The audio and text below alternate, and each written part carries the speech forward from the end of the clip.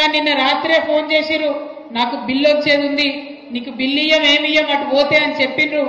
అయినా సరే ఎదిరించి ఇవాళ నేను ఈ సభకు మీ దగ్గరకు వచ్చినా అని వారి యొక్క పోరాట పటిమను చూపించినందుకు ఆ తమ్ముళ్ళకు కూడా ధన్యవాదాలు చెప్తా ఉన్నా. అట్లనే ఇంకా చాలా మంది మాట్లాడుకుంటా అన్నారు, అక్క ఫోన్లు చేసి బెదిరిస్తున్నారని చెప్పి. అన్న జుబేర్ అన్న ధైర్యంగా ఉండు, ఎవరెవరు బెదిరిస్తున్నారో వాళ్ళ పేర్లు బరాబర్ పింక్ బుక్ లో రాస్తాం, ఇడిచిపెట్టేదైతే ఉండదు, అందులో ఏమీ ఆలోచించద్దు. కేసీఆర్ సార్ మంచోడు కావచ్చు, నేను కొంచెం రౌడీ టైపే, ఎట్టి పరిస్థితిలో ఇడిచిపెట్టుడు ఉండదు. ఇక్కడికి బాన్స్వాడలో మిమ్మల్ని సతాయించి మిమ్మల్ని పోలీస్ స్టేషన్ కి ఈడ్చినటువంటి ఏ ఒక్కరిని కూడా నేను మాత్రం క్షమించే అవకాశమే ఉండదు. పింక్ బుక్ బరాబర్ పెడతాం, అందులో పేర్లు రాస్తాం. అది అధికారులు కావచ్చు, నాయకులు కావచ్చు, ఎవరిని కూడా వదిలిపెట్టాం.